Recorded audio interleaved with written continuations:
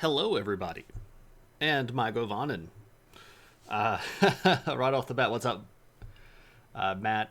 And Spicy is here. Time to buy a frame and ship it to you. Miso, I appreciate the verve with which you have dedicated yourself to achieving this goal. Um, I'm not going to tell you that you're wearing me down, but there's a little bit of wearing me down happening. What's up, Kyle? Welcome in. How's it going? Hope you're doing well. Um,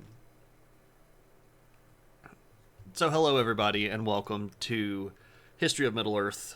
Um, if you came here hoping for real world history, I could probably spin this by saying, well, Tolkien intended this to be real world history, but that obviously is just sort of a hand wavy kind of thing. Um, I'll start a stream with your picture in the background if you want. That's okay. I don't need that level of devotion. But I do hope everybody is well. Um, it's been a long day, a heavy day, but a good day.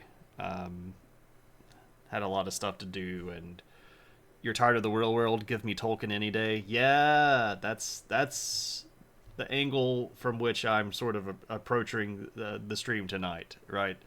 It is time to disappear into a land of whimsy where uh, good guys win and bad guys lose. Right. This is the reality that we wish we had and the fantasy that we crave. Right. um, but we are here as a celebration.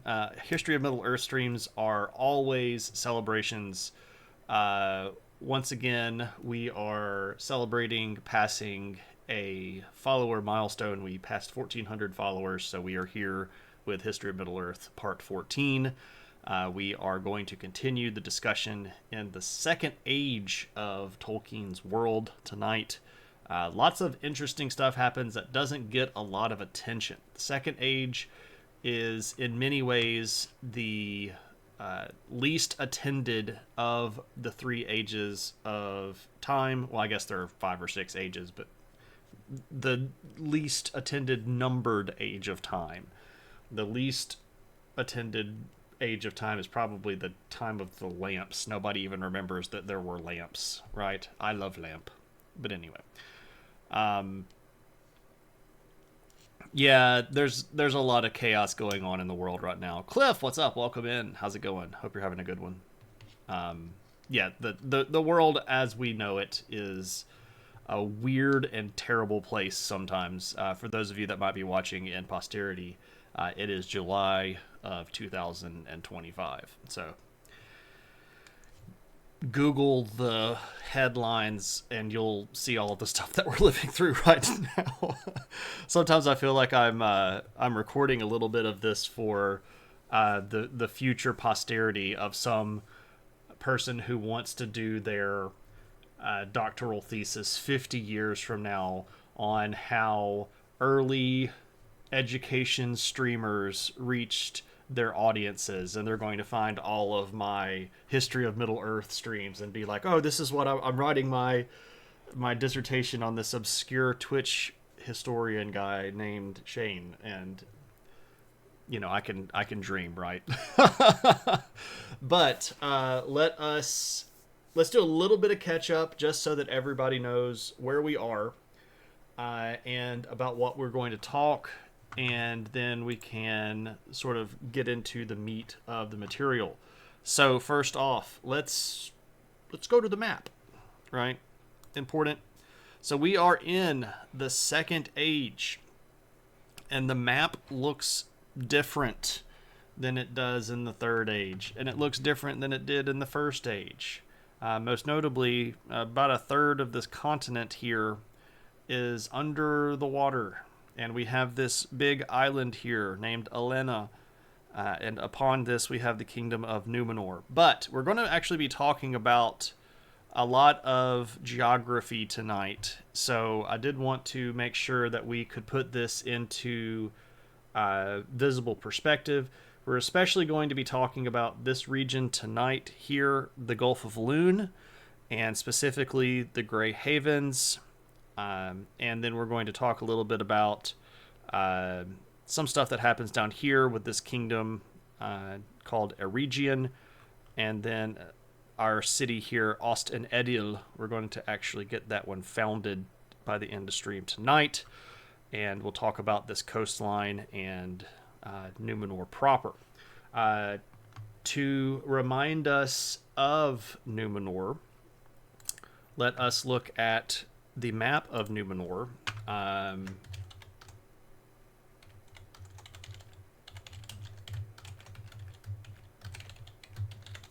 I will remind everybody that this particular... Oh, I did that with an exclamation point instead of a slash. This particular map is one that you can buy to decorate your own walls. This is a high-res scan of a map made by our friend Cave Geek Art.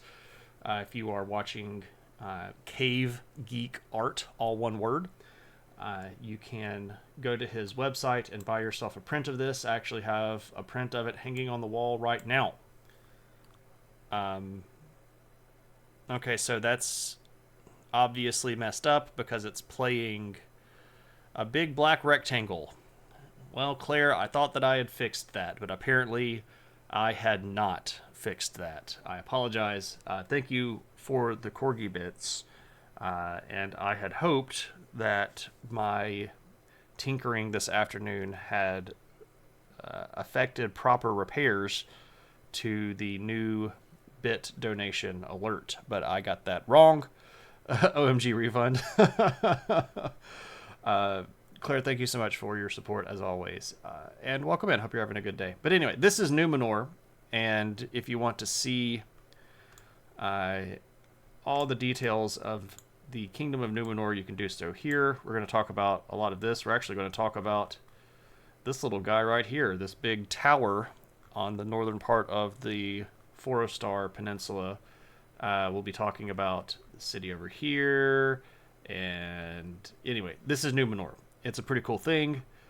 This is where most of the events of tonight are going to take place. And again, as a reminder, this is the island floating around out here, situated in the center of the sea within sight of the Blessed Realm.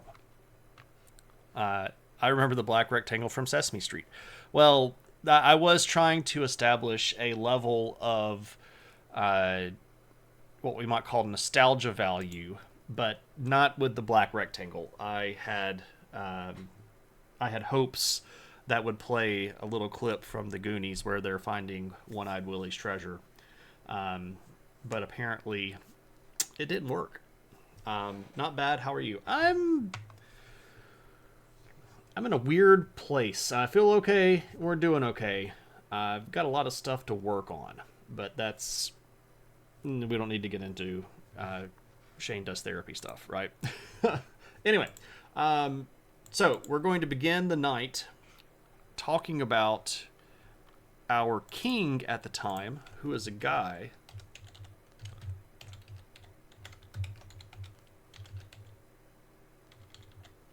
named Elros Tar Miniatur. And everybody knows Elros Tar Miniatur, right? Zaranya, thank you so much for coming in. Good evening to you as well. I'm a little bit behind in the chat. Not bad. How are you? Oop, I missed a question. Did coffee and soda exist in Middle-earth? Coffee, not that we know of directly. Soda, definitely not. Tea, yes. We do have record of tea happening, but I couldn't tell you a specific brand or type of tea, nor could I tell you exactly what types of leaves they were using to make tea. But we do have reference to tea. Do I remember when TV channels went off at nighttime? Yes, I'm that old, Claire. It's Tetley tea. It would be a good British tea, right? Cave Geek, what's up? No, nothing wrong with therapy at all. Just probably not something that anybody wants me to bear the soul of in the middle of a Middle Earth stream, right? Anyway, this is Elros Tarminiutar. Elros being his birth name, Tarminiutar being his ruling name, translates to first high ruler. He is the first king of the Numenoreans. Of course, he is also half elven. He was the one that chose to stay a human. His brother is Elrond, the guy that is still alive in the Third Age when we get to Lord of the Rings and The Hobbit. So, brother of Elrond, first king of Numenor, but a man. He is going to rule for a very long time, right? He is going to spend 410 years as the first king of Numenor. Now, the Numenoreans had been gifted a very long life as service to them for what they had done at the end of the First Age by supporting the elves and the Valar against evil.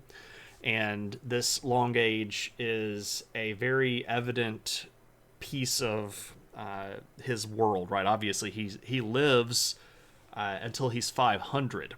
So he was already 90 by the time that he got the throne and then lived another 410 years. Another thing that's interesting specifically here about about Elros, rather, and what seems to be the case for most of the royal family of the Numenoreans is that they can still choose when they want to die. Now, this is a bit of a weird thing, but the original men of Middle-earth, when they awoke, had the capacity to die when they wanted to. This was actually seen as a gift. It was literally called the gift of men that the creator god, Iluvatar, gave to men as a way to allow them rest. And originally this was seen as a really good thing, right? Like, you do everything that you want to do, you accomplish everything that you want to accomplish, and then you die, and you choose when to die. This is an important point for us to put out here because this is going to become less and less common as the Second Age moves, and by the time we get to the Third Age is effectively eliminated in the population of mankind. Not all the way, but along the way. And now I shall die. Yes, very much like Yoda, right? But Elros has this long reign, rules, everything's peaceful, everything's very chill on the island, and then he decides that it's time for him to die, so he dies. Now, that to us seems like, why would you want to die? But I mean, he had done everything that he wanted to do. Now, he passes the throne to his son, whose given name is, well, all of this stuff is more or less nicknamey kind of thing. But his name is Nolimon Tar Vardamir. Everybody's going to remember that, right? Usually when we refer to and I say we like I'm some sort of like Tolkien historian or anything like that, but normally when we refer to kings, we will refer to like Tar Vardamir. We won't say Nolimon Tar Vardamir, but I like giving the whole name. So Nolimon means learned one, and Tar Vardamir is the Jewel of Varda. So Varda, of course, I'm sure everybody remembers everything that I've done over the last 5 years in all 15 or so streams of these that I've done. But Varda was the creator of the stars. You may remember in Lord of the Rings, if you've ever read it, the name Elbereth coming into play. That's the elven name for Varda. The Vala who is wed to Manwë and is basically the queen of Earth. So basically Jewel of Varda, and that's going to be pretty cool. He was born in Second Age 61, and he spends most of his time being a bookworm. He made a goal to collect a lot of lore, and he wrote a lot of scrolls and collected a lot of books. Elbreth Glithoniel. Yep, there we go. So he's as a learned guy, learned one, right, Nolimon. And when his father decides that it's time to die, he passes the throne to Vardimir. Vardimir was already 381 years old. And he's like, I don't really know how long I should try to rule. And this was actually a really intelligent question here. Humans did eventually hit a point where old age kind of caught up with them. And especially the Numenoreans would hit a point where they would begin to sort of feel their age, and then they would go downhill pretty fast. So they might live for 500 years, but that last year might be a really rough year, right? They might stay roughly, 35, 40-ish looking and acting and with the amount of vigor and strength. But then when they hit the point where they're going to start dying, they kind of, go off the hill pretty fast. And he didn't really know whether or not he wanted to rule forever, because he was already starting to feel a little bit old. And so he makes the decision, and this is a really interesting one here, and shows not just quality, but also a bit of character. He decides that he's going to immediately cede the throne to his son. And he's very clear that he doesn't think that it is good for a king to rule all the way to the point that he's a dotard, right? When you start feeling the end, you should give the throne to to the heir, basically. So in the year 442 of the Second Age, when Elros dies and gives it to Vardimir, Vardimir turns right around and gives it to his son. Just like that. Now, if you look at the list of kings of Numenor, you're going to see that Nolimon Tarvardimir gets the full year of 442, even though he didn't actually rule in 442 completely. His complete reign was in the year 442, but he did not rule the entire year. He just gets credit for that year. And this is going to set up a very important precedent, that a king should pass the throne before he gets old, right? Like when it's time to go, you should already be off the throne. He is going to end up living another 10 years and then dies of his own accord when he's 391 years old, right? Because 391 is a pretty good run of things. Kyle says he wished that he ages that way. 27 for life until the last year before you die. Yeah, that would be nice, wouldn't it? It would be nice, wouldn't it? But even though Vardimir here is a very sort of minor character in the score of the story, the precedent is important, right?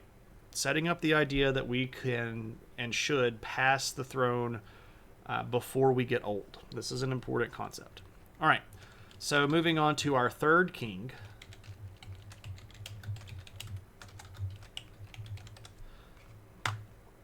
That's a big mouthful, right? Ar Afenazur Tar Amandil.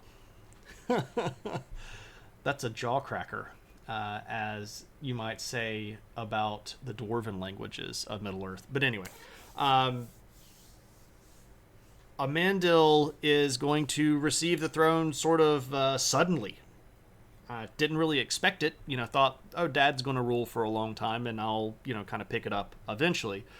But nope. Here's your thing, and here's your throne. So when he takes over,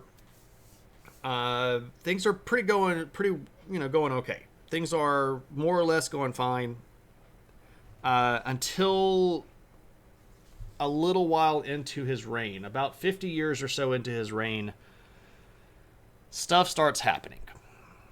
And this is a bit underdeveloped if you look at Tolkien's histories.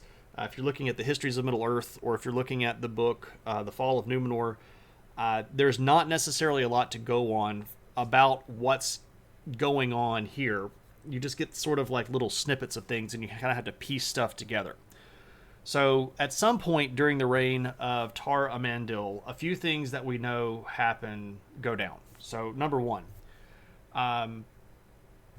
the elves that are living in Middle Earth are growing their kingdoms, right? We've talked about these a few times in the streams in the last few Histories of Middle Earth streams, but there's a big kingdom, and the biggest of the kingdoms, where Gil-galad, who is the High King of the Elves, he lives in the Gulf of Lune, or not in the Gulf, but at the Gulf, at a kingdom there. There is another kingdom that is over in the Great Forest, which is basically the forerunner of the Kingdom of Elves, where we get Legolas. Legolas is the prince of the woodland folk, right? So that kingdom is going on. And we've got some other elves that are kind of moving around. Now, this group doesn't get talked about a lot, but there were elves back before even the sun rose. So this is going back to the time of the trees, when the elves are found by the Valar, and they are called to the Blessed Realm. Not all of the elves left. There were a group that are generically referred to as the Avari that never really went over to the Blessed Realm. And during this period, so somewhere around the 500-ish year mark of the Second Age, we start seeing some of the Avari come into contact with these other elven kingdoms. Now, some of these could have been survivors from some of the kingdoms of the First Age, but it really seems the way that Tolkien tried to describe these is that these were elves that had sort of been wandering all the way since the beginning, that they had never really known what was going on in the First Age, that they might have been drawn in that direction after the big War of Wrath that ended the First Age, when the world literally shook and changed. So we do see some elves that are kind of moving over towards our kingdoms, so the population of elves is going up a little bit. They had never really been incredibly high in Middle-earth, but we do see their numbers growing a bit. And that's going to be important because later on we're going to start seeing them, make armies, and you might ask, well, if so few of them survived in Middle-earth, where'd all these elves come from? And this is one of the locations. We do know that men are multiplying rapidly. And this is sort of the biggest sort of tonal shift between the First Age and the Second Age. And that's going to be in the First Age that there are more elves in Middle-earth than there are men. And the Second Age, men are going to dramatically not overrun, but they're going to dramatically outnumber elves. Sorry, I'm kind of falling over my words right here. And especially in the southern part of Middle-earth, their numbers are going to start growing. And that's where this guy gets back involved. And you go, oh, that dude's got eyeballs. I bet I know who that is. And if you're guessing, oh, that must be Sauron, you are correct. Now, Sauron had escaped at the end of the First Age. He was not at the big castle when the Valar showed up to destroy the big castle of Orodruin. No, that's the fire. No, not what I want to say Orodruin for. That's the name of the mountain of fire in Mordor. Anyway, Sauron had been Weasley and escaped the wrath of the Valar. And he had actually kind of gotten caught by one of the lesser Valar and had sort of sued for peace right at the end of the First Age. But the Valar were smart enough to say that they weren't going to continue sort of letting him run around, that if he was really honest and he really regretted his actions, what he needed to do was surrender himself to judgment. come back to the Blessed Realm, stand before the Valar, receive judgment, and then we will sort of pardon you if necessary, or we can figure out some way to bring you back into the fold. And Sauron was like, ain't nobody judging me. I quit. And so he kind of buggered off. And for about 500 years, he sat really, really quiet, and we don't even really know where he was geographically. But somewhere around this 500 mark, and especially down in the southern part of Middle-earth, and especially among men in the south, we're going to start seeing people turn towards Sauron. Now, what's really interesting here is that Tolkien, when writing Sauron in the Second Age, really doesn't necessarily make him a completely evil character. He gives him a lot of qualities that might actually be admirable. And he says stuff like Sauron was a Maiar that had worked in these areas that really craved order, right? He was a craftsperson. He would bring shape and form to things, right? And when he was perhaps setting up some of these early fiefdoms, or whatever you want to call what he was making with these men, that he might not have actually been doing this with the intent of starting the whole War of the Rings and enslaving people and making ring wraiths and all that stuff. He might have just been doing it because he saw that these men were multiplying and had no direction, and that he could offer them structure and guidance.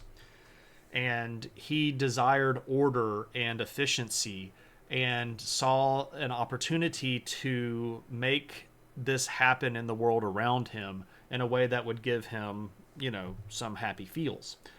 And I think that's really interesting because it really flies in the face of how we tend to see Sauron by the time we get to Lord of the Rings, because he's just utterly convinced of his own invincibility, yet with the capacity to still fear. He is enslaving people. He is destroying things just for the destruction's sake.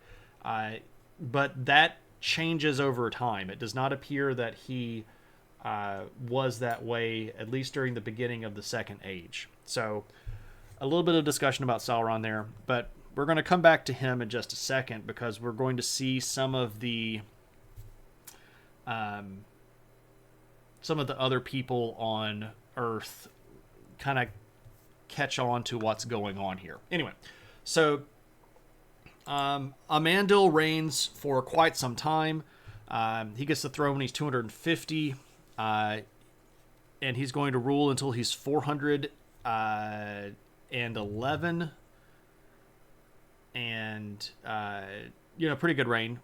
But then he's going to give the throne up again, and then he's going to die himself in the year 603 when he's 442. No, that's wrong. He's born in Second Age 192. He dies in 603. So he's 411 years old. I said that wrong. Numbers are not my strong suit.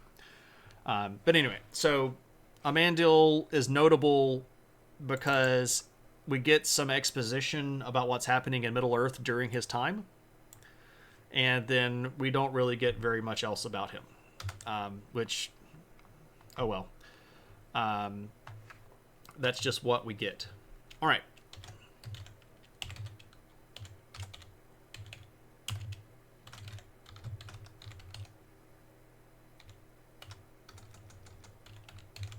All right. Here we go again with the fun names. So this is Parmaete Tar Elendil. So Parmaete is book-handed, meaning that he always had a book in his hand. And Tar Elendil is lover of the stars, or star lover. Just a great name there. What's up, Uncle Bill? Welcome in. If I manage to live a few more centuries, I won't be the same man anymore either. That's fair, right? Centuries do tend to pile up on you, right? If you think Sauron is a Karen in the neighborhood, you've not greeted their boss Melkor. Yeah, Techman. Techman, good to see you. Welcome in. Hope you're having a good one. I get your point, Uncle Bill. Yeah. When 900 years old you reach, look as good you will not. Right. So what's up with our guy Tar Elendil here? Well, he's born in the year 350, so before his dad became king. And this guy's got a lot of stuff going on. For the little bit that we got about Tar Amandil, we get a lot about Tar Elendil. Before we go on, I should point out that if you are a reader of Lord of the Rings and you recognize this name, Elendil, it's not the same guy. This is a long, long time before that Elendil. But that Elendil that you might have read about, the ancestor of Aragorn, is also the ancestor of this Elendil, right? Not the same Elendil, a different guy. All right, so Elendil is going to give us a really interesting situation, and that's going to be that his oldest child is a daughter, and her name is Silmarion. Now, why is that a big deal? Well, it's going to be a big deal because the Numenorean law at the time did not allow for women to take the throne. But Elendil really likes Silmarion. And she actually becomes a really important character, and I actually can show you a picture that somebody did some fan art of her. This is a picture of Silmarion by the artist Sarah M. Morello. And I just found this online. So, as always, if this doesn't line up with your particular view of the character, you're not necessarily required to think of Silmarion looking like this. But this is based on her description in the book, and I think it actually fits her character quite well. But Silmarion is a really close, good kid. Like, Elendil really likes her. But she can't take over in his place. So he feels a bit conflicted. He does have another daughter, and then finally his third kid is a son. The middle daughter we get basically no information about. If you've seen Downton Abbey, she's kind of the Edith character that's there, but like gets left out of all of the important decisions. Anyway, so Silmarion is going to go on to marry a really big and important noble in the city of Adunie. And that's an important city because at the time it was the largest city on the island. And when the elves from the Blessed Realm came to visit the Numenoreans, they docked in Adunie. So the nobles of Adunie were more elf-like, and in the Tolkien world at this point, elf-like means higher, right? Like they are the sort of what humans could be if humans weren't humans, right? They're more connected with the world. So this means that the citizens of Adunie are more connected with the world, and they're more eloquent, which means that the people in Adunie are a little bit more eloquent, right? So they have more elf-like qualities, and that's seen as a very good thing to have at the time. So when Silmarion marries this guy, his name is Elatan, but he's sort of secondary to the story.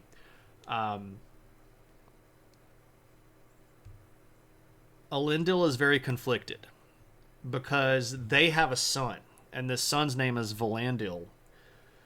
And Valandil is a kid that Elendil really feels a connection to, but can't really do anything about, again, because daughters can't inherit the throne.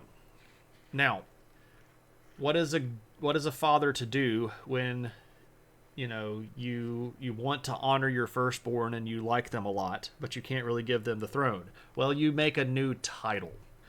And so Elendil is going to make this new title called Lord of Adunie, and he is going to give it to Volandil, his grandson, who's the son of Silmarion and Elatan. And what this position does is it gives his grandchild a seat on the king's council. So he can't be king, but he can be like almost like a Duke of Numenor, right? So he's not in the royal line, but he's in the royal line enough that he gets to have the king's ear. So this is sort of a concession, right?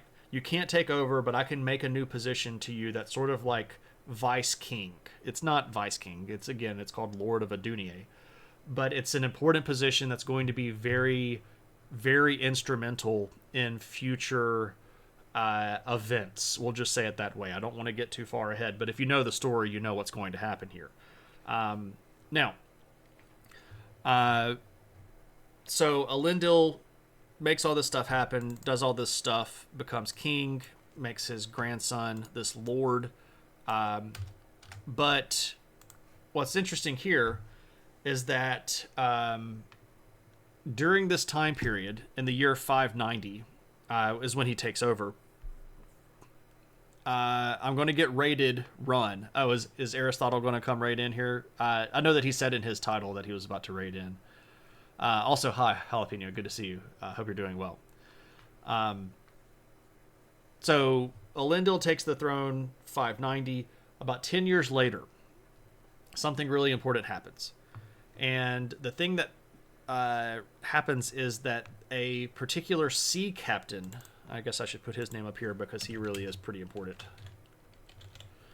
The sea captain's name is Veyantur.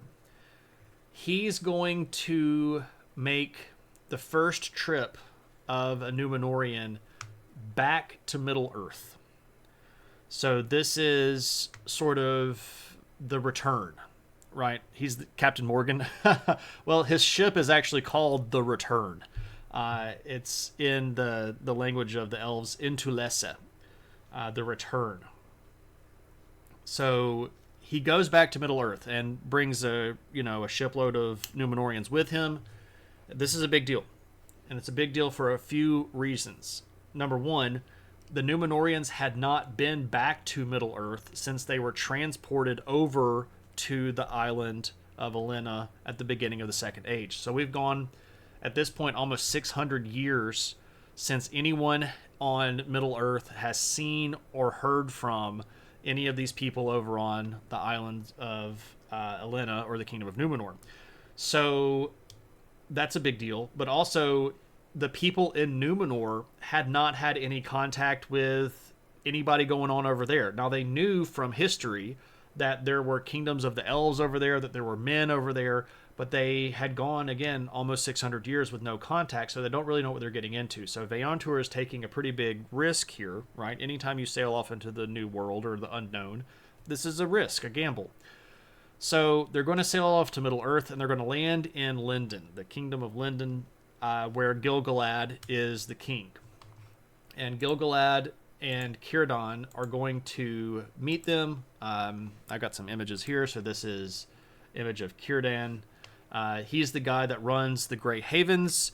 He is the best shipbuilder of the elves, which means that he's the best shipbuilder in the world, except for the people in the Blessed Realm. So this is Círdan, and then here we have Gil-galad in his throne room at Lindon. This is by an artist named Ralph Damiani. I think this is a great picture of Gil-galad at his throne room. Regarding scale... Oops, sorry, wrong button. Regarding scale, how much ocean is between Middle-earth and Numenor? That's great. We can go back and look at the map again. Completely legitimate question. So here we are. Numenor is here. Lindon is in the Gulf of Lune. You can see Mithlund and Forland and Hardland. And anyway, right here, Grey Havens is where we're headed to. So it's a pretty good trek across quite a bit of ocean. So it's not a journey that you take in a day, right? It's a long sail. It's further from Numenor to Middle Earth than it is from Numenor to the Blessed Realm. So this is out of sight of land, right? If you are at Numenor and you're standing on the top of Meneltarma, the big pillar here in the center, on a clear day, you can see the Blessed Realm, right? It's in visual distance. And it's also fair to point out that the Numenoreans had very elf-like eyesight. They were kind of, it's called keen eyesight. They get +5 to all vision rolls, right? But anyway, this is way further out, right? So it's a long way to sail. Now, Veantor arrives, meets Círdan, meets Gil-galad, and they're welcomed. The elves of Middle-earth are excited to see the Numenoreans.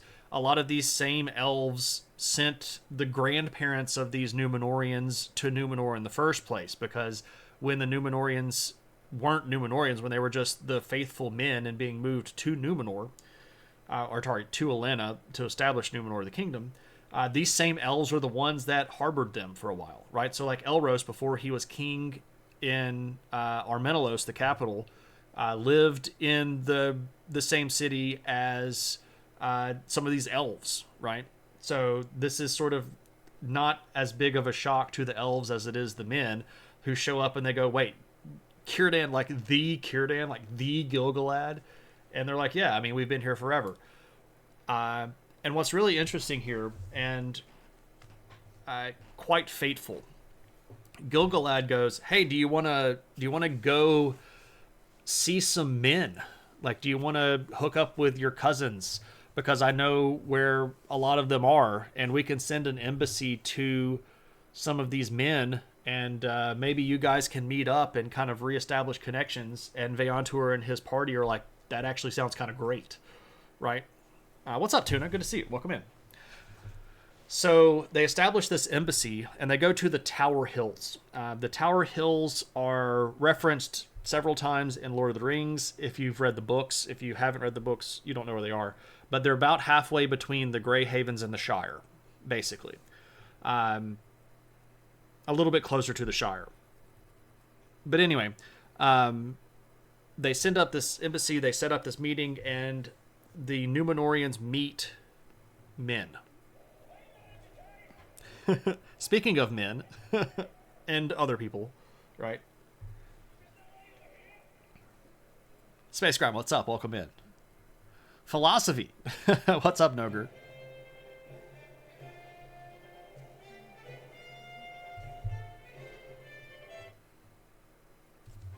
Space Crime, thank you so much for that follow. Welcome to the adventure. Aristotle is here. Aris, thank you so much for the raid. The time of men is over. Now is the time for the orc, right? Matthew Bevilacqua, what's up? What's up? Noger is here. Socknow is here. Fiasco is here. Everybody is here. Goodness gracious. Hello, everybody that came in on the raid. A lot of you know me because I hang around Aristotle's chat a lot. But my name is Shane. Normally, if you caught me here on stream, I would be teaching history or talking about anthropology or sociology or economics or religion. We do a lot of stuff around here, but mostly academic content. But we're celebrating 400 follower goal passed tonight with History of Middle-earth, and we are specifically here discussing the second age of Middle-earth, and we're talking about the king Elendil of Numenor, and we are talking specifically here about one of his subjects, a guy named Veantor. 1400, not 400, 1400. So Veantor has just made a journey into the unknown and landed back in Middle-earth, and the men of Middle-earth are meeting up with the men of Numenor. I'm a giant Tolkien fan, and I really do enjoy these streams very, very deeply. If you want to, though, if you want to see some of my other content, you are welcome to check out my YouTube channel, where I have moved about 250-ish of my VODs over to YouTube. So if you want actual historical content or history of government or politics content or stuff like I did a whole episode on the history of Ukraine. It was like 4 hours long, right? If you want to go see that kind of stuff, you can go over to YouTube and view that there. If you're itching for the educational content. Did J.R.R. Tolkien steal his name from J.K. Rowling? Song, that's a great question. No, not specifically though. Tolkien was born quite a bit before Rowling. But I appreciate the subtle troll, right? She was alive before he died, but no.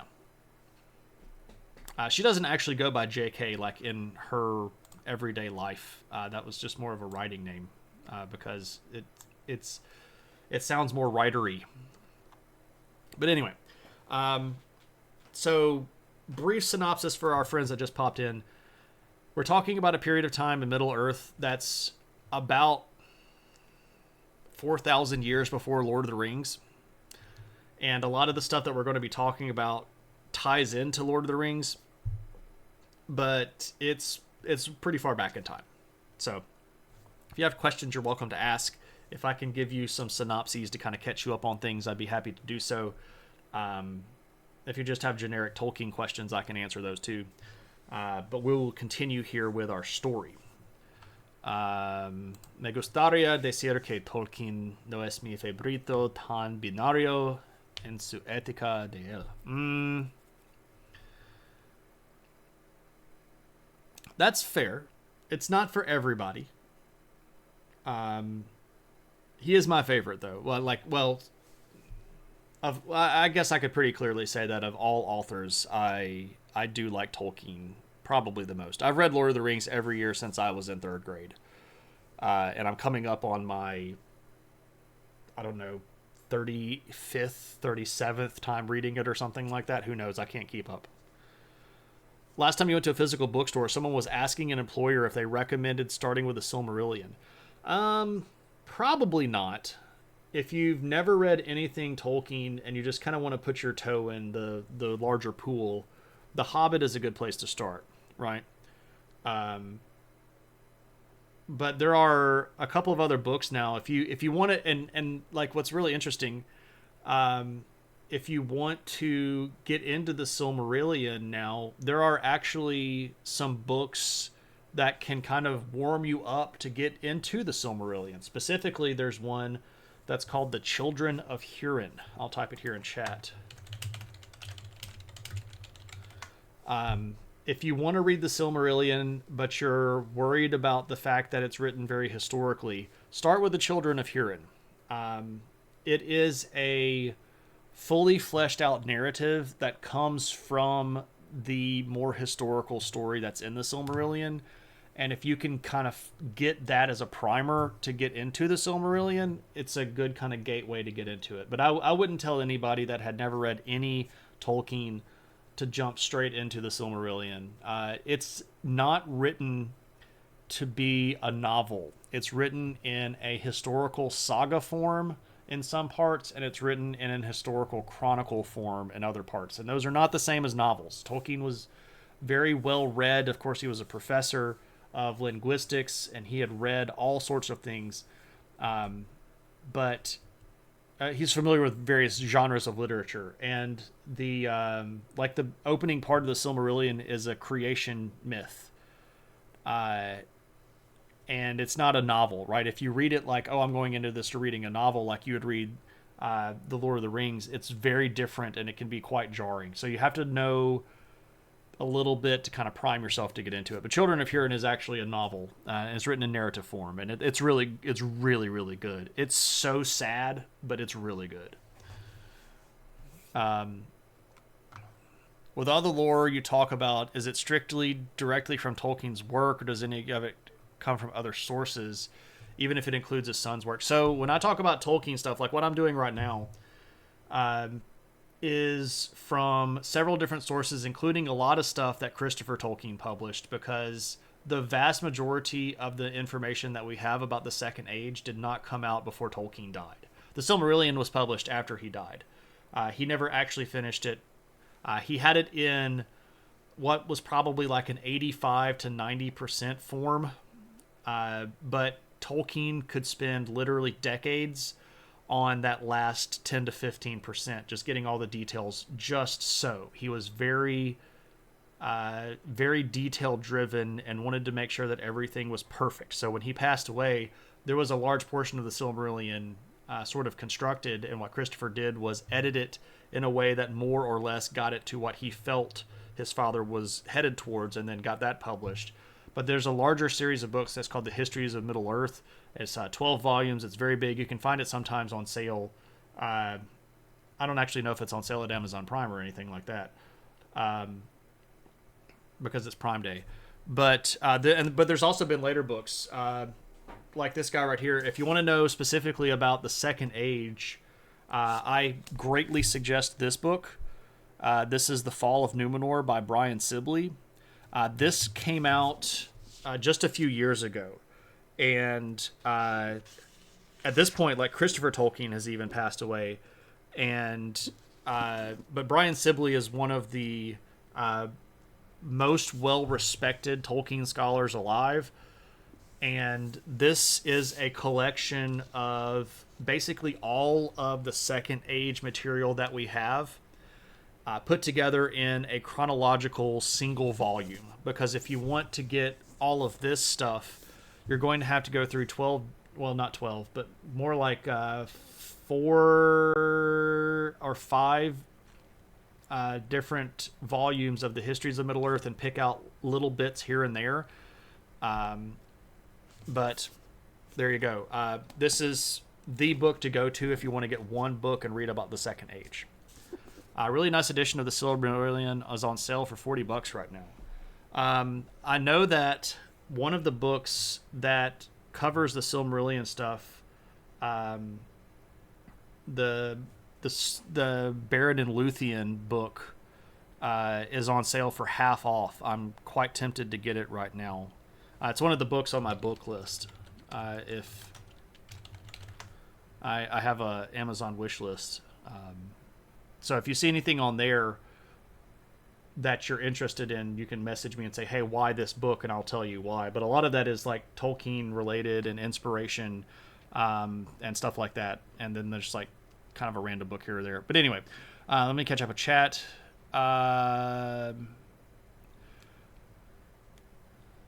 So Sock now says, linguistically, he is a genius. Absolutely.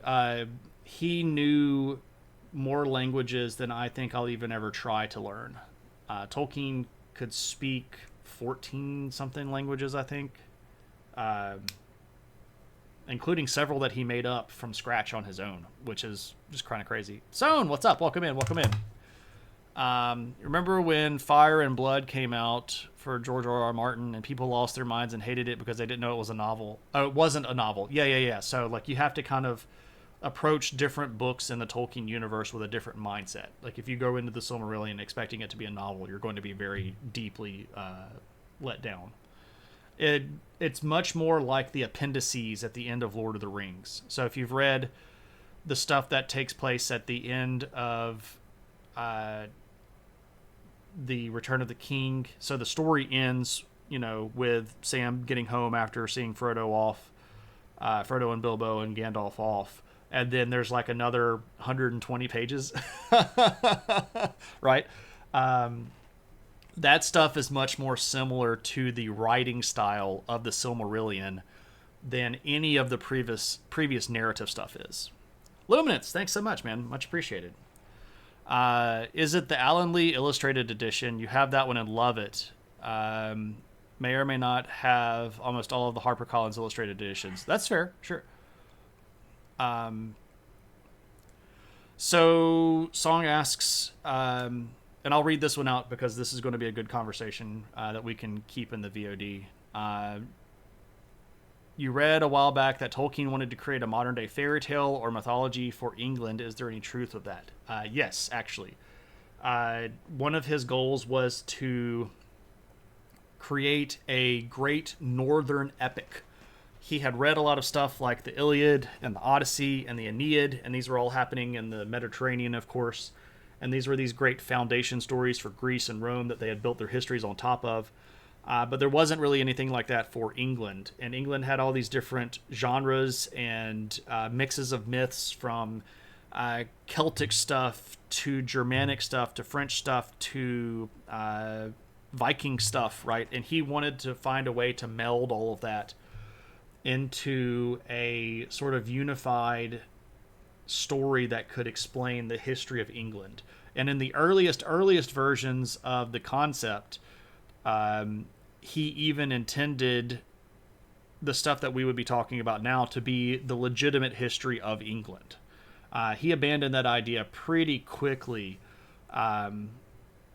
but then kind of sort of maybe adopted it again at the end of his life, because in some of the letters that he wrote, which have all been published now, you can get a big collection if you want to read all of his letters. Well, not all of them, but a lot of them. He referenced us being in what's basically the 7th age of the earth, or the 6th age of the earth, depending on how he qualified it.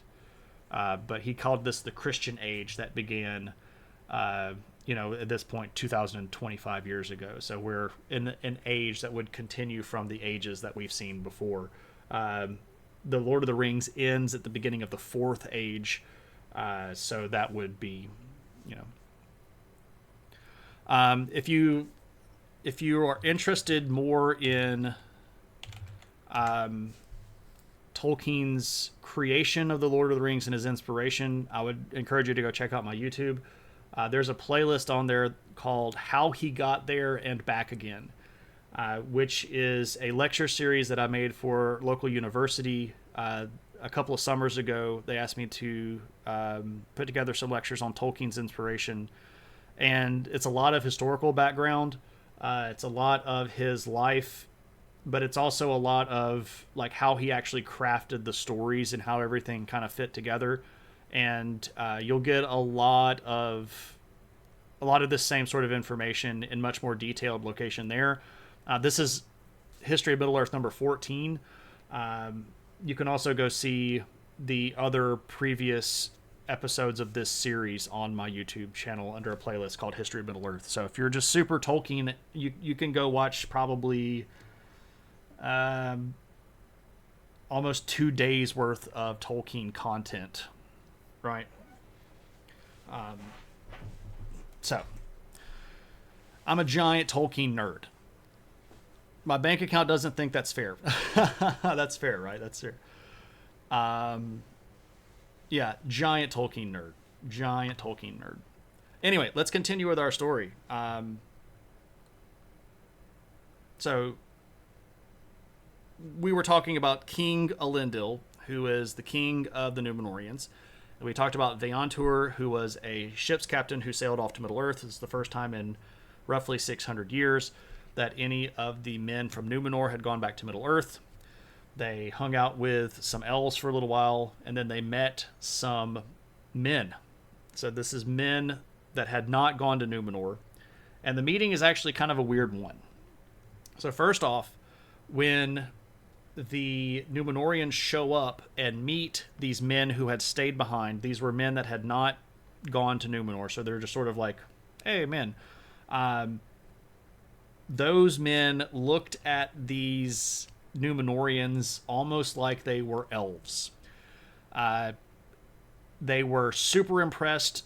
The Numenoreans were taller, broader shouldered, had lots more armor and arms and weapons.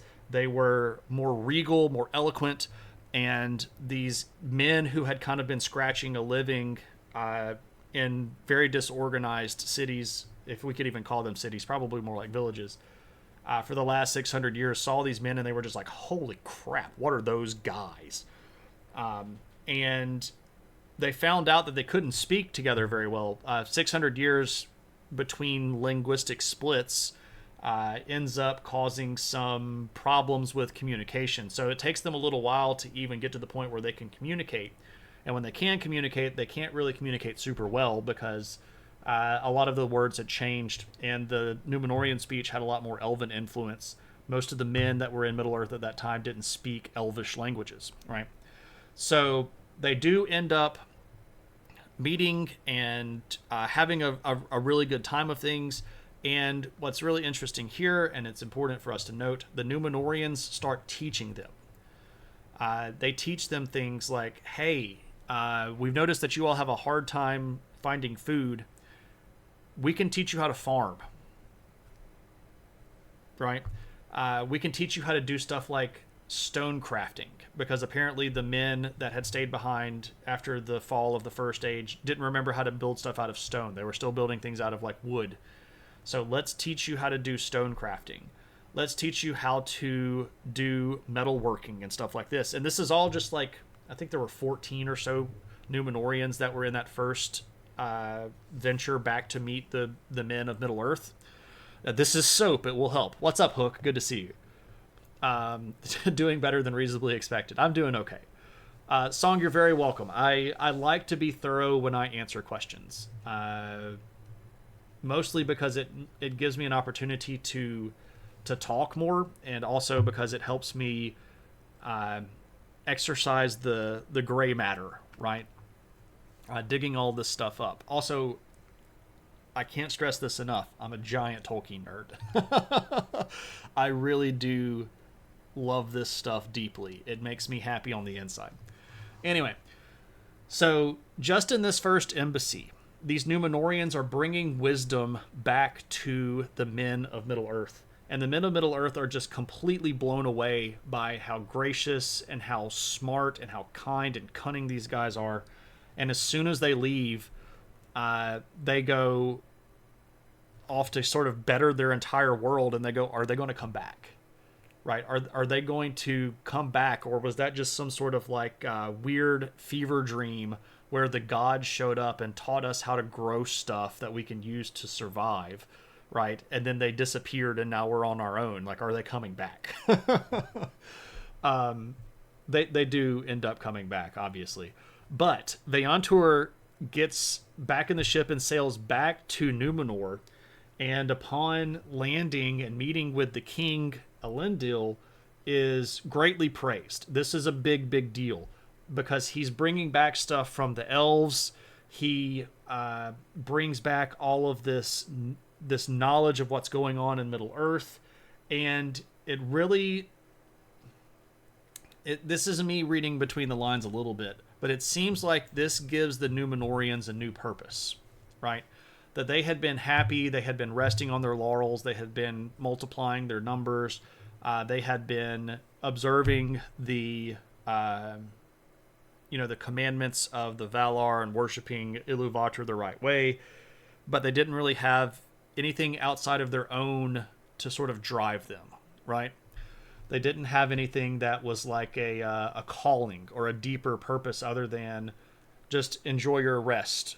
And they had done so for 600 years, but things are going to now get shaken up a little bit, right? You love you some nerdy Tolkien. Well, you are in the right spot. Out of the Two Towers, you simply lost it when the elves showed up to Helm's Deep. Oh, man, Hook, I have such an issue with Two Towers, the movie, that we really probably should not go into all of them. Two Towers is the worst of the Peter Jackson films. I still like it because it was done with love, but you can do bad things with love. The fact that they chose to not end Two Towers at the ending of Two Towers really hacks me off. The fact that they decided that they were going... I'm getting into it now. I shouldn't get into it. I will be tangenting on that for 25 minutes. We shouldn't do that. I just had a very long tangent. It was a good tangent, but it was full of actual information, not me just whinging, right? So we don't need to go on a 20-minute Shane whinges tangent, right?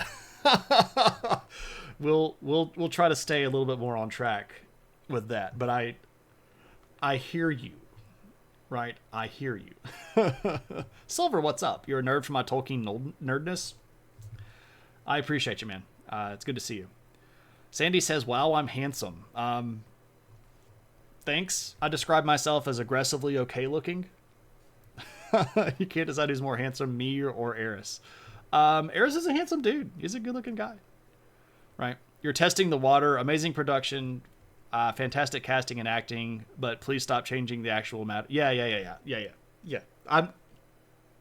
Yeah, I think we can just kind of like syncopate that rhythm with each other and we'll be good.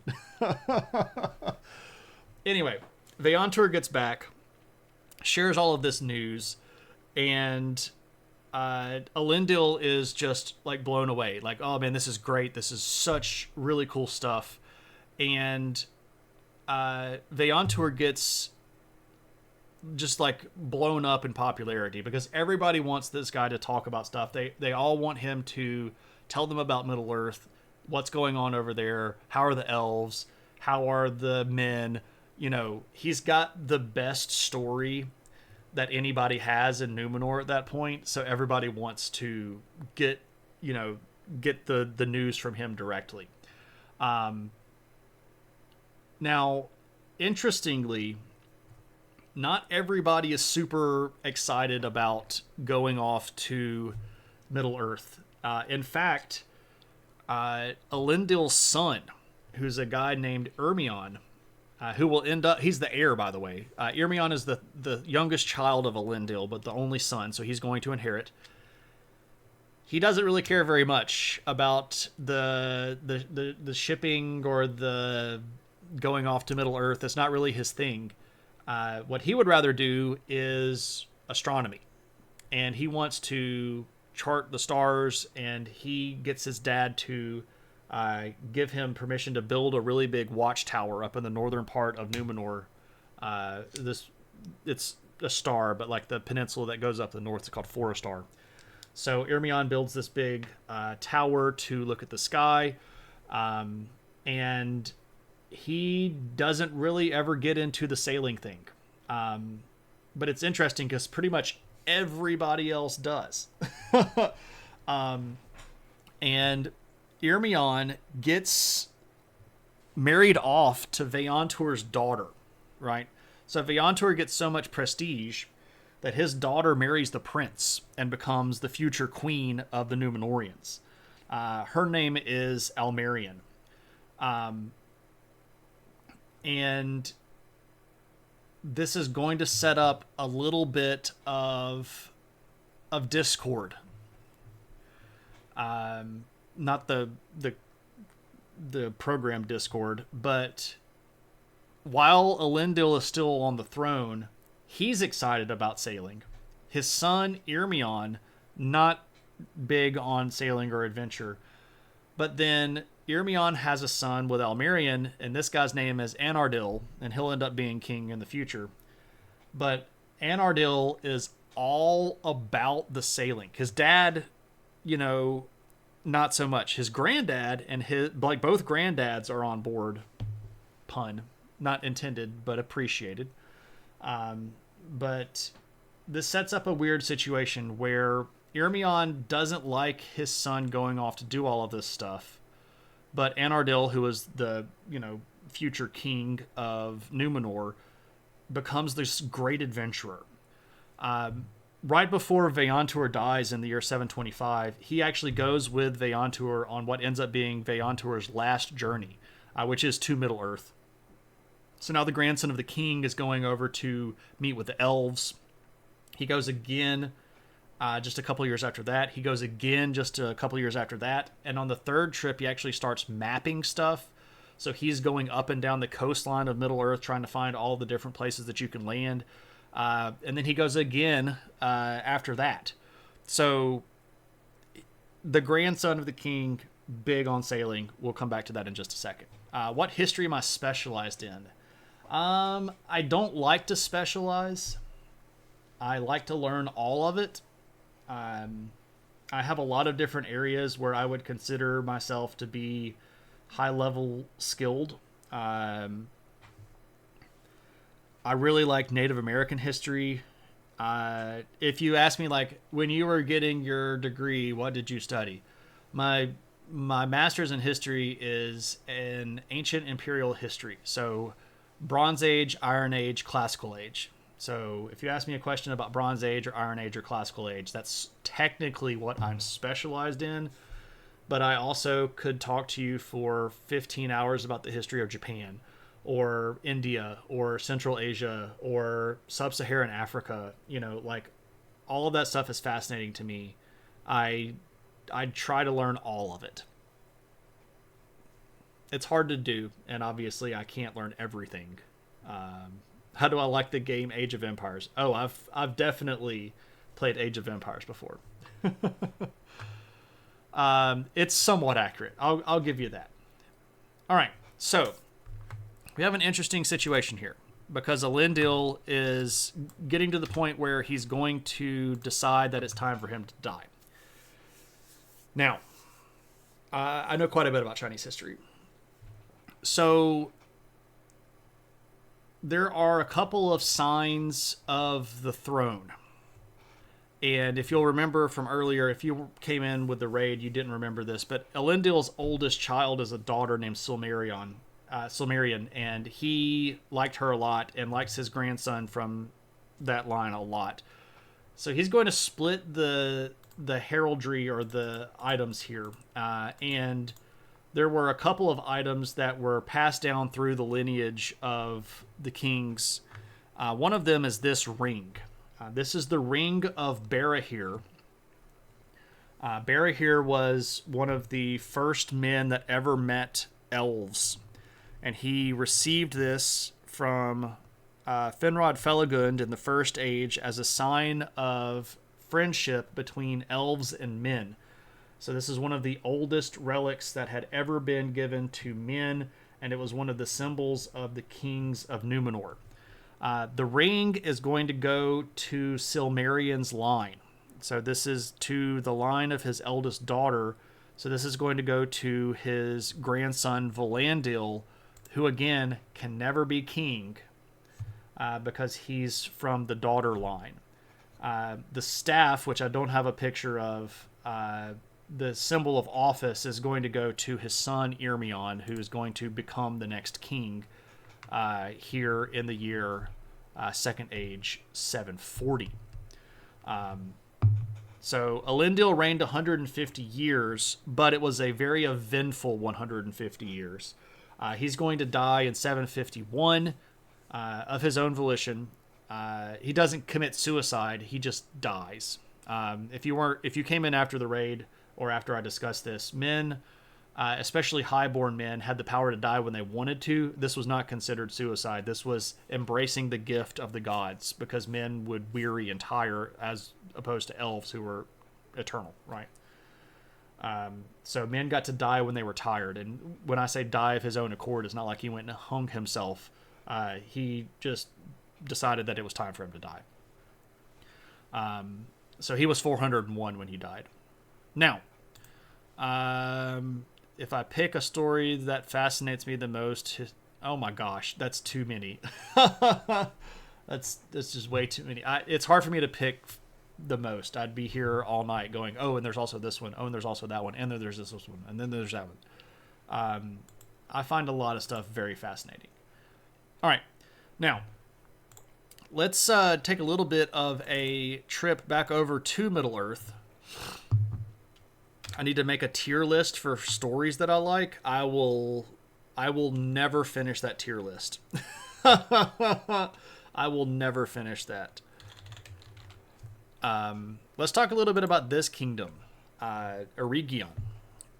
Now, to talk about that kingdom, we have to talk about these people here. This is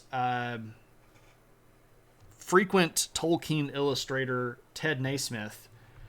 This is his take on Celeborn and Galadriel. So Celeborn, obviously, the king of Lothlorien.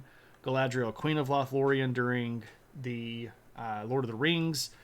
And, big movers during the Third Age. But they're still big movers in the Second Age as well. They were alive in the First Age, and they were big movers in the First Age. But anyway, Galadriel and Celeborn, they're going to get some stuff started here, and it mostly starts with this disquiet. So if you know anything about Galadriel, you'll know that she's very powerful. She's a Noldor. She's one of the Noldor. She's a Nolda. Noldor were these incredibly powerful elves. There were 3 different branches. There were 5 different branches. There were 7 different branches. Anyway, she's a real strong elf, right?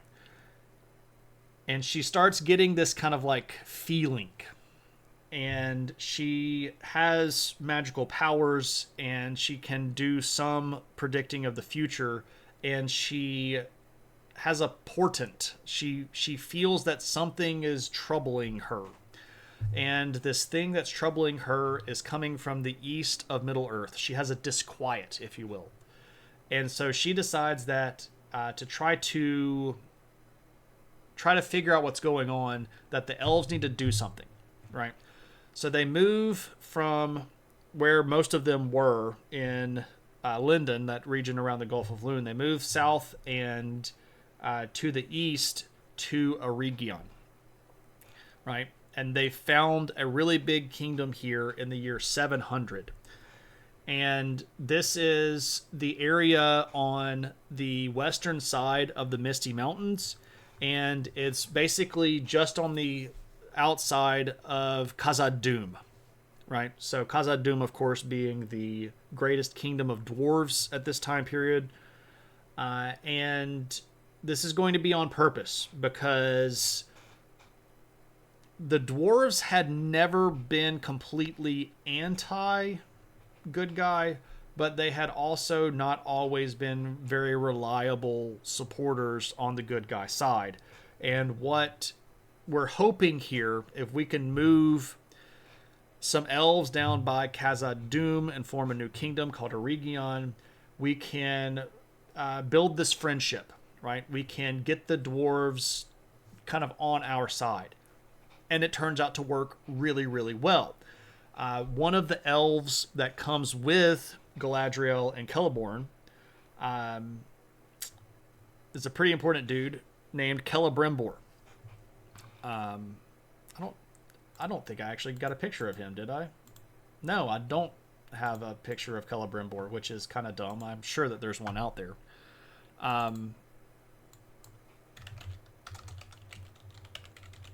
Celebrimbor. Celebrimbor is a really important character, and one of the big movers of the rest of Middle-earth history. Because if you ever wondered about all of those rings, right? 3 rings for elven kings, and 9 rings for the dwarf lords in their halls of stone, and 7 for mortal men born to die, right? He's the one that made those rings. Now, he's a big smith and jewel smith and metal worker, and he's really big on like making things and discovering new things. So he is going to strike up a really, really good friendship with the dwarves, and specifically a dwarf named Narvi.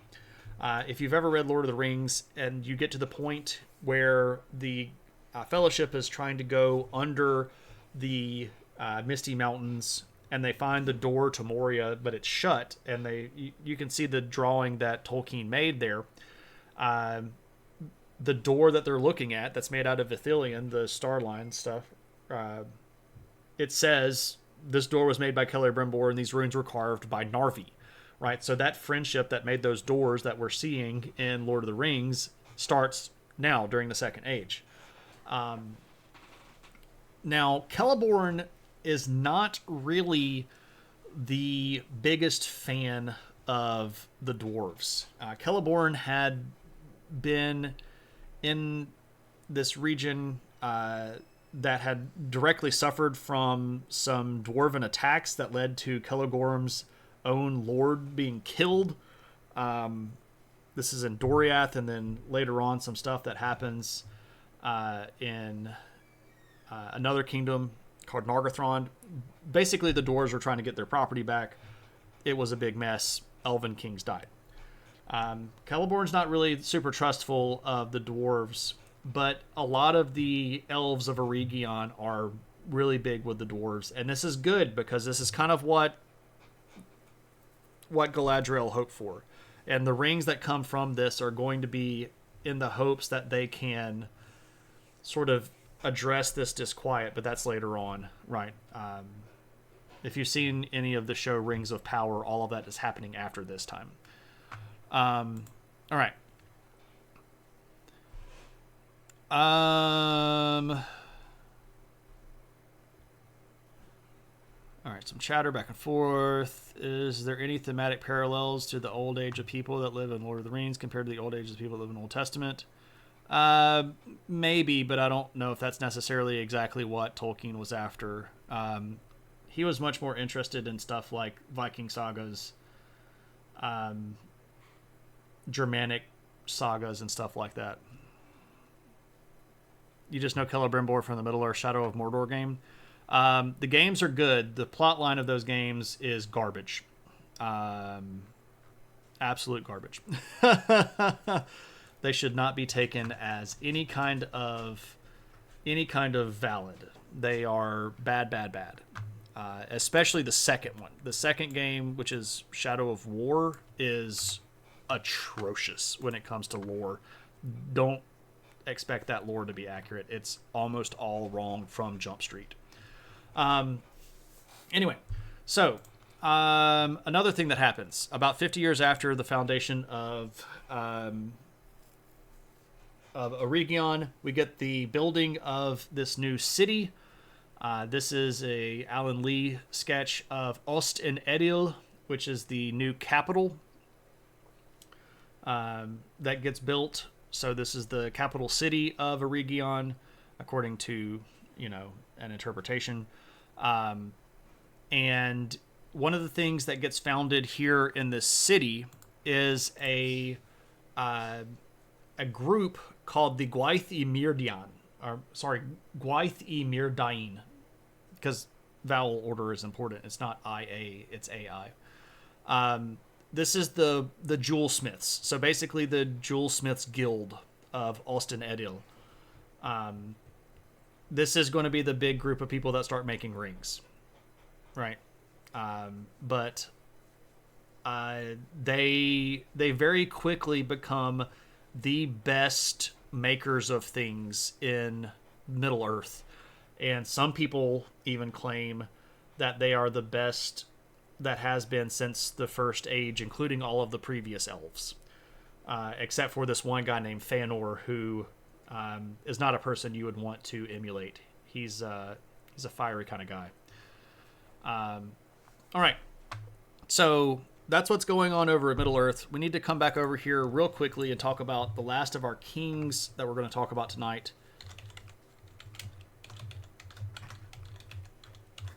Irmion Tar Meneldur. So we've talked about Irmion quite a bit already. But Irmion Tar Meneldur. So again, he assumes the throne name Tar Meneldur, which is servant of the heavens. What's up, Flask? It doesn't matter when you're not late. You're here exactly when you were supposed to be, right? Again, Irmion Tar Meneldur, not really interested in sailing that much, not really interested in what's going on over in Middle Earth. He's way more interested in astronomy and ruling the kingdom and stuff like that. So he's going to get the throne in Second Age 740. And he spends a lot of his reign arguing with his son. His son's name is Anardil, so I'll put him up here. We'll just get rid of that, and we'll do this.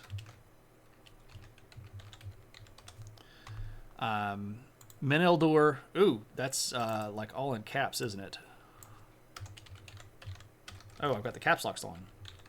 There we go. So, King Meneldur, his son, Anardil. Yeah, I can't do the accent on the I in this font. All right. Bedtime, catch the end on VOD. Claire, thanks so much for hanging out. Hope you have a good one, and hope you get good sleep. So, these two guys fight all the time, right? Mostly over Anardil's desire to go travel, right? Black rectangle.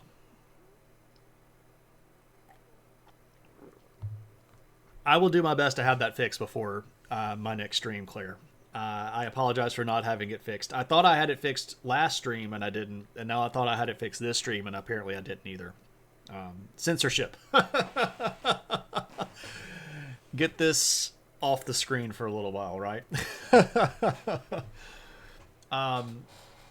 So one of the reasons why Meneldur is a little worried about Anardil is that the king, feels like his son might be a little bit too interested in Middle Earth, and specifically, he might be interested in trying to like conquer Middle Earth.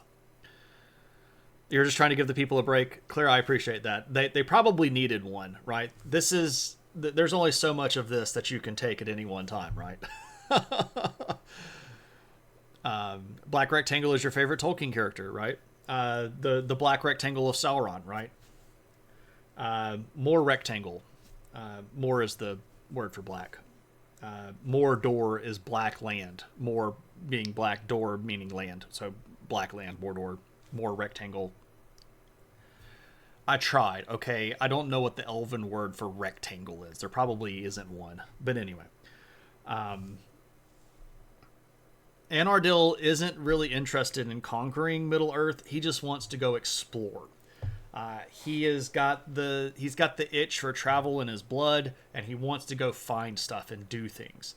And in 750, Anardil is going to found the Guild of Adventurers, and they're going to build this gigantic ship called Eambar, and they're going to use that as basically their headquarters. So there's this giant floating ship, and they're going to sail all around Numenor, but they're also going to sail all over Middle Earth. And this gets a lot of people really interested in going back to Middle Earth, but it also spurs this big push towards shipbuilding.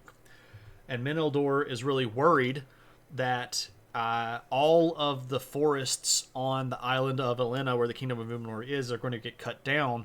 So he passes a ban on using lumber from the Kingdom of Numenor to build ships.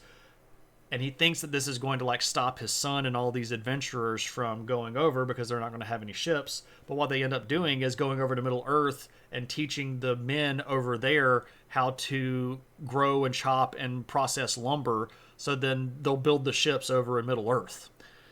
So this kind of backfires on Meneldur, and it doesn't actually stop his son from adventuring, and it doesn't stop the Numenoreans from sailing out more and more and more. So the next goal, or the next plot to try to get his son to chill out, is you need to get married, right? I don't want you running all around. You're not married. And because you're not married, you don't have an heir. So what happens if something happens to you, right? I don't have any more kids. You're my only son. So you've got to get married. You've got to have a son. And his son, Anardil, is like, but I don't want to get married. I don't really care about this. And he's like, well, you're going to get married. Right, you're just going to get married. So eventually they get his son married, and this doesn't stop him from traveling. He gets married and then continues to go adventuring. And so they're like, well, you need to have a kid. You've got to have a kid. We can't have the heir dying. You've gotten married to produce a kid, so go have a kid. So that he has a kid, but this doesn't stop him from adventuring, right? And what's really making Meneldur more and more angry is that each one of these trips is getting a little bit longer. Like, oh, that one was for 6 years. This next trip is for like 14 years. One of them, he's gone for 20 years. Now, in the span of a Numenorean lifespan, right, 20 years is not the same as it is to us, but 20 years is still a long time to be gone from home, where you're not really, communicating very much with back home. Nobody really knows where you are, what you're doing. The thought here is that Anardil might have even sailed all the way around to the back part of the continent of Middle Earth, basically off the map that we would normally see, to places that no other man had ever been to. But we really don't know where he went or what he was doing, and that's what makes Meneldur really, really mad. Right, because he doesn't know where the next king of Gondor, of Numenor is going to be, like, at any given point.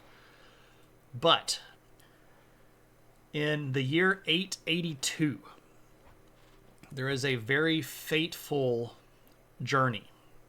Anardil pops up kind of randomly at Lindon to meet the High King of the Elves, Gil-galad. And Gil-galad says, I'm really glad you're here. You've kind of got to promise me that you're going to go straight back to Numenor, because I really have a very important message to give your father. And Anardil's like, whoa, like, I haven't been home for a while, but like, can I just like keep wandering around? And Gil-galad's like, no, you've got to go back. This is a vitally important message. All right. So Anardil ends up going home, and he brings this message from Gil-galad to Menildor. And the message is this. There's something going down in the east. And we need your counsel, and we need your aid.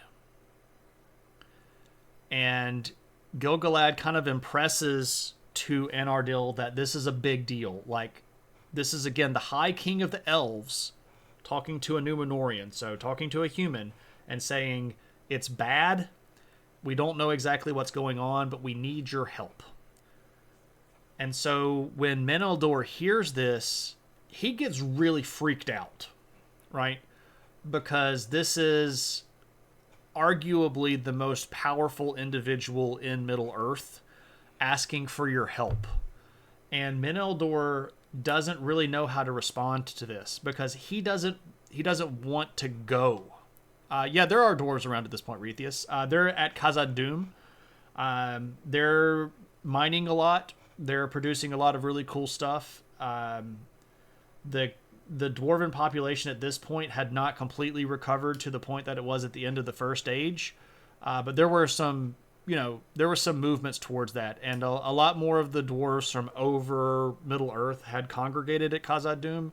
And it was the greatest dwarven city that had ever been on Middle-earth. It was bigger than Belegost, which was the biggest city of theirs in the First Age. So Khazad-dûm at that point was like, it was sort of at its apex. If it's not at its apex, it's on the way up towards its apex. But Menildor doesn't know what to do here. He doesn't want to go to Middle-earth. He doesn't want to get on a ship and go over with an army to meet Gil-galad. He doesn't really know what to do. And so what he decides that he's going to do is that he's just going to give up the throne. And he's going to let Anardil take over as king. Got a really great image of this. This is another piece by Ralph Damiani. This is Tar Elendil Tarmenildor relinquishing the scepter to Anardil, his son. So, like, I'm old. I don't really know what to do. I don't really want to go help these elves. You're going to be in a better position to help the elves than I am. So I'm going to just let you be king. So Anardil becomes king. And Menildor lives for quite a while after this. He lives for like almost another 50 years. And he dies finally in Second Age 942, and he gets to watch a lot of the stuff that's going to go down. But that's going to go down on the next stream, because when we pick up with Anardil as king, the story speeds up a lot. But this is early Numenor, and this is the first 883 years of history in the Second Age. Lots of interesting stuff happening, lots of interesting stuff going on. Menildor pulling the Cincinnatus. Yeah, he's like, it's not my time, I'm old. You do your thing. I will give up the power, you take over. He had been king for, at that point, a while. Let me see.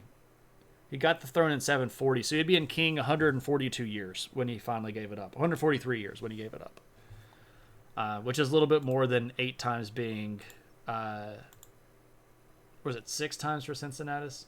I can't remember how many times Cincinnatus got dictator position. But, yeah.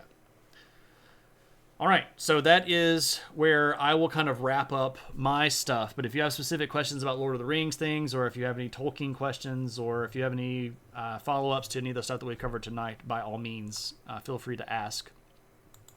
I'd be happy to talk more or say I don't know, because I don't know everything. So it's quite likely that I'll run into a question that I don't know the answer to eventually, right?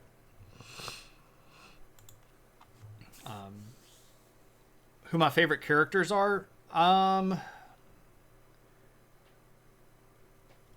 Aragorn is one of my favorite characters for a lot of reasons. Um, Aragorn is like undeniably the best that a man can be, and yet he doesn't kill every time he has the chance to. He's not thirsty for battle. He is not given to anger. He loves his people and his friends deeply. And I just think that's a really good role model to follow. Like, I know it's kind of a cop out to say, like, oh, one of the. But, like, no, for real. Aragorn's a great example. And if we had more men like Aragorn, our world would be a way better place. Instead, we have a lot of men that are much more like Denethor, who are convinced with their own intelligence and willing to burn everybody else down around them to prove it. Or more men like Wormtongue, who are willing to sell themselves out to lick at the boots of a more powerful lord who ultimately doesn't care about you. Aragorn's a great character.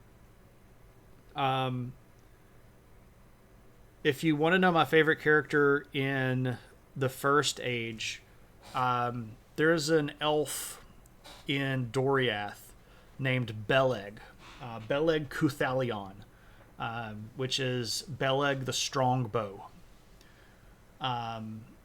Beleg is an amazing character. He is one of the best examples of a friend that I think Tolkien ever wrote. And I know we can talk about like the friendship between like Sam and Frodo, or even between Merry and Pippin. Like these are great examples of friendship. But Beleg is just a really compelling character. He's one of the compatriots of so most of the story is in the Children of Hurin. And if you know anything about the Children of Hurin, it's a very, very sad story. But the main character in the Children of Hurin is a guy named Turin, who goes by several different names. Turin Turambar, the Master of Fate. Anyway, so Turin is a human, but Beleg is an elf very high in the court of the king of Doriath. And he's just a great character. He sacrifices of himself for his friends. He doesn't give up on his friends. He always believes in the truth of the story, even in the face of lies. He ends up giving his life for his friend, and that's just a really powerful story for me too. I'm getting kind of like emotional about it. But Beleg is a great character. I like Galadriel a lot. I think she's an example of a character that has obvious flaws, but recognizes them and overcomes them.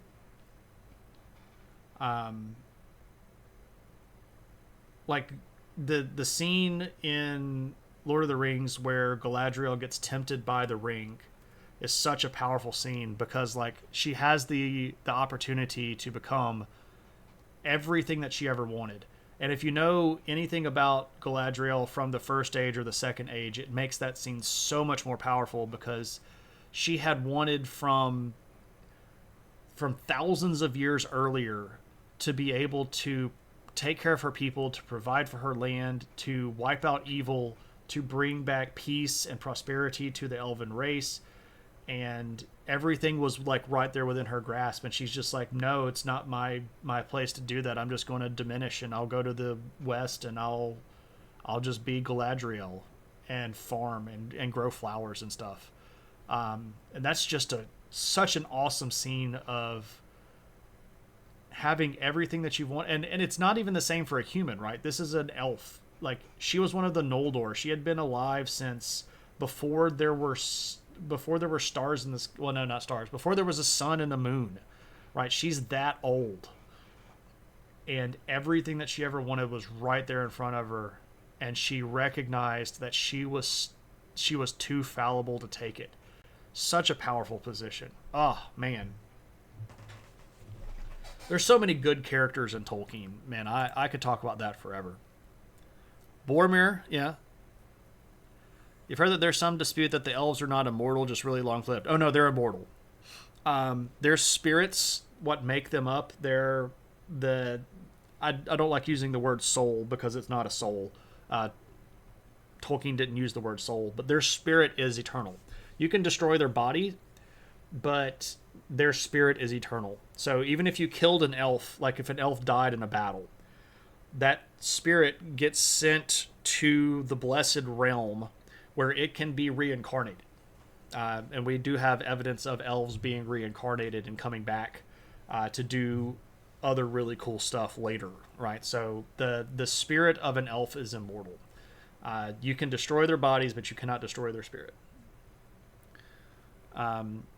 Regarding sailing off the map, what is your opinion if other people were to write other Middle-earth-based stories, maybe dealing with places that we don't know about? Any particular author you'd like to see expand that world? Wow, that's a great question, Kyle. The obvious answer is me, but I'm a nobody, nothing, so I would never be the one asked to do that. I know a lot of people might say, "Ooh, Brandon Sanderson." No. I've read all of the stuff that Brandon Sanderson has published, but I would not want him to write Lord of the Rings or anything Middle-earth related. Even though he has a great respect and a great love for Tolkien. I also wouldn't let George R.R. Martin do it, because then it would just turn into like naked humans and bloody elves, and I don't want anything to do with that too.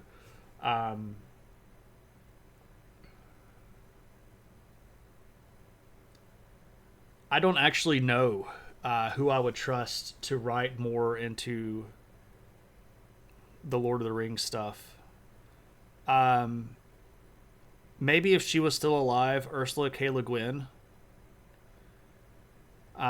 Because she had a lot of background in anthropology, and I think she had a lot of respect for history and culture and how all of that stuff builds together to make a world. If you've ever read any of her stuff, I think she was really good at that. In that same sort of way that Tolkien was, that interest in the fine details that make the big picture so much more believable, right?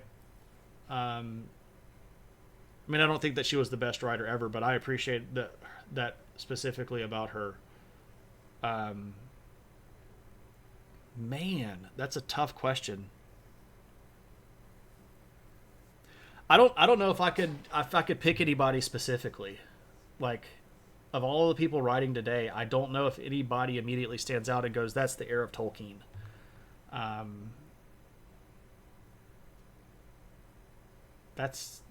There are a lot of people that want to be, but I don't know if anybody is. That's a great question, Kyle. I've never considered that before, and it's going to wiggle around in my brain for days now. Do not be surprised if I send you random messages at 2:00 in the morning like this. Sam, for me, he never quits despite everything thrown at him. Yeah, I mean, Sam is great. In many ways, Sam is the main character of Lord of the Rings.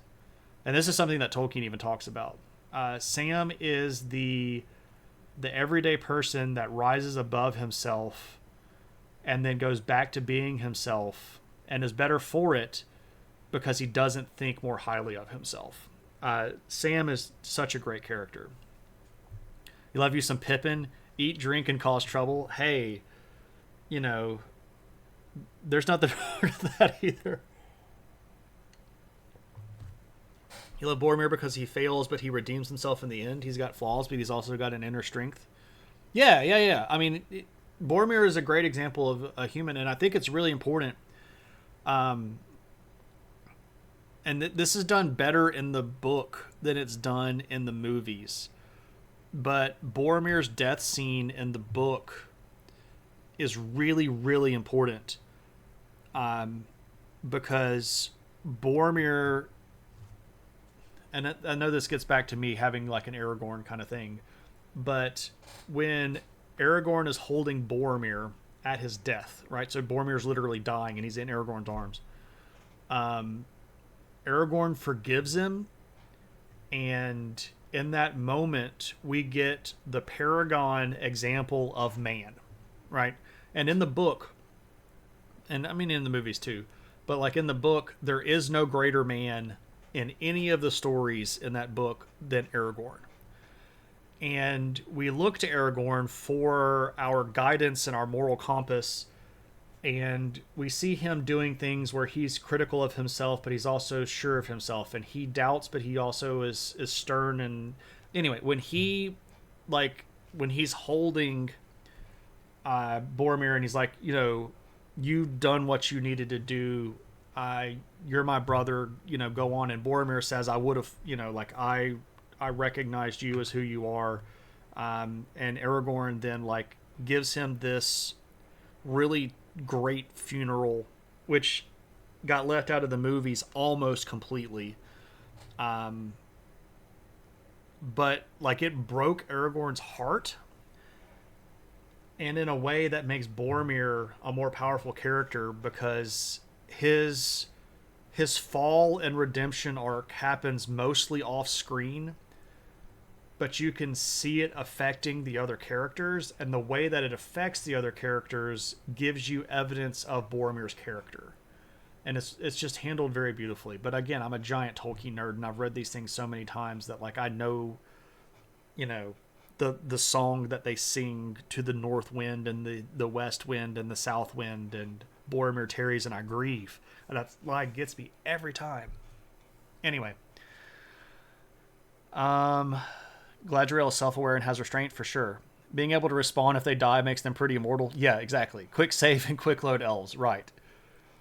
You like Sanderson, but he's not right for it. Sure. All the characters would die if it was Martin. Probably so. Can't think of any living author. So I've never read anything by Richard Knack. So I wouldn't know. It's tough coming up with someone that has the right combo of skills to really pull it off. Not a perfect match, but I think his style would fit Tolkienverse. Okay, that's cool. Cormac McCarthy. So he's passed away, yeah. He found a great video where somebody sings it. Oh, that's going to, like, wreck my emotions. Like, random things just kind of, like, why is all this stuff flying around and getting in both of my eyes, right? I'll watch that after stream. All right. Any other questions? Lord of the Rings related, Tolkien related, first, second, third age related, Time of the Trees, whatever, right? Tolkien related. We'll kind of put out the last call.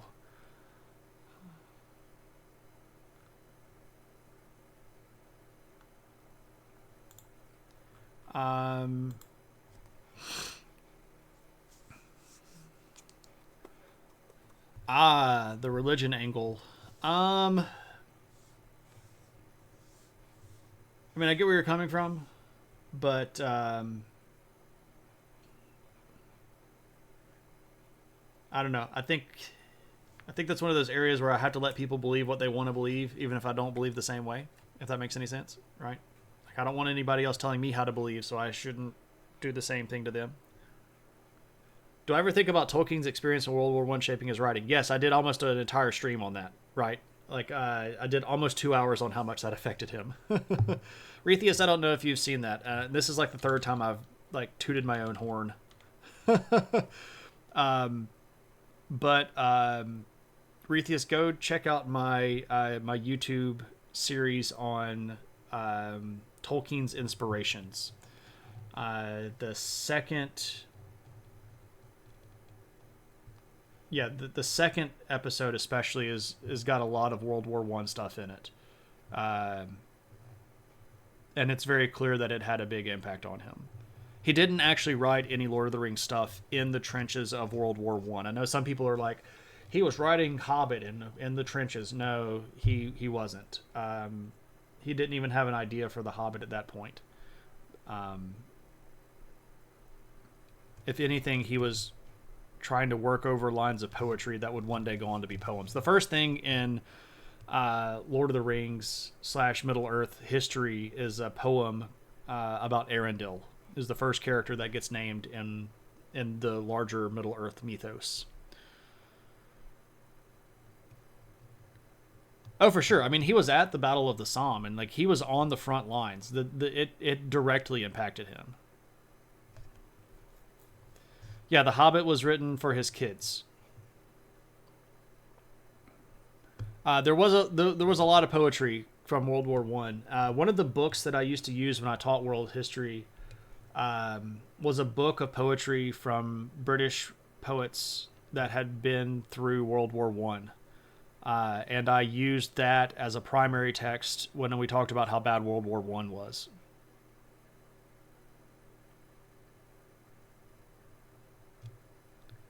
Yeah. So, song, you're right there, right?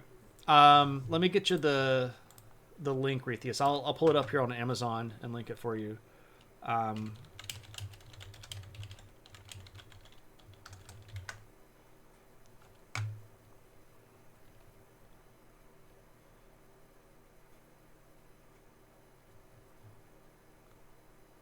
I guess they've got a new version of it out. Um,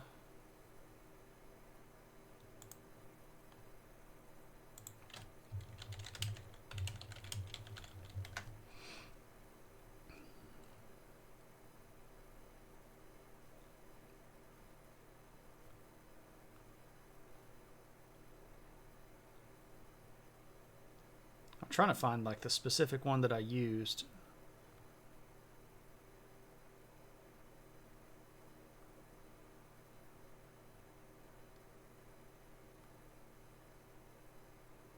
I can't find the cover of it.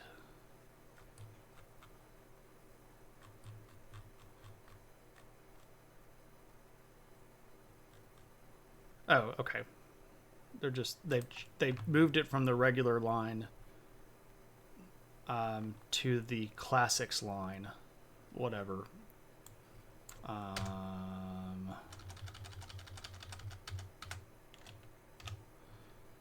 It was this one, but you can find copies of this like cheap. Actually, really appreciate Penguin for a lot of the stuff that they published, because I try not to make my students buy a whole bunch of really expensive books, and you can find used copies of that for like, I don't know, probably super cheap.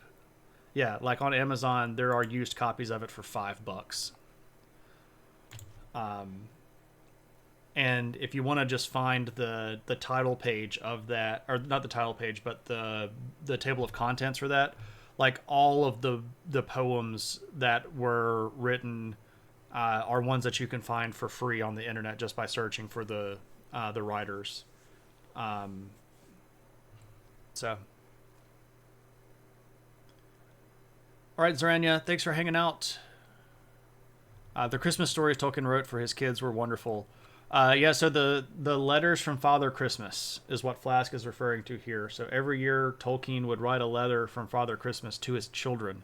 And they started off fairly basic, but then they developed into this entire sort of mythos where there were polar bears and tunnels under the North Pole and bad elves, and it just had this entire story of evolving events that happened at the North Pole from Father Christmas. There's a collection of that I would really love to have. The book, collection of all the letters from Father Christmas. You're very welcome, Rethius. All right. I think we will call it there. My voice is not gone, but I feel it heading that way. So let's see where we're going to raid. What is this?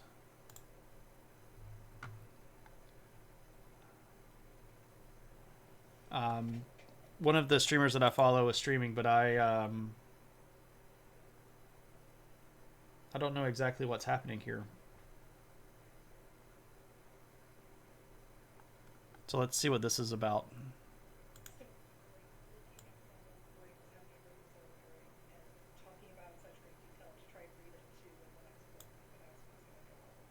So now it makes sense because this is a thing in other communities. And it's also a thing in video games, right? Anyway, this looks interesting. Let's go raid Professor Ashley because she's very rarely on when I stream. So Professor Ashley is a sociologist, but specifically now teaches video game development and video game design. So really fascinating stuff. She's got a guest researcher on tonight. I don't know exactly what they're doing, but we're gonna go. We're gonna go raid her anyway. So thanks everybody for hanging out. I appreciate everybody for spending your time. We'll go raid Professor Ashley, hang around, ask questions and chat. Be just as nice there as you were to me. Cliff, you're very welcome. I love talking about this stuff. If I could talk about that forever and not run out of gas, energy, and voice, I totally would.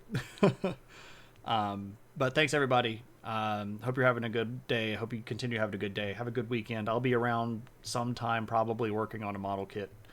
Yeah. So thanks. Have a good one. I'll see you next time. Bye.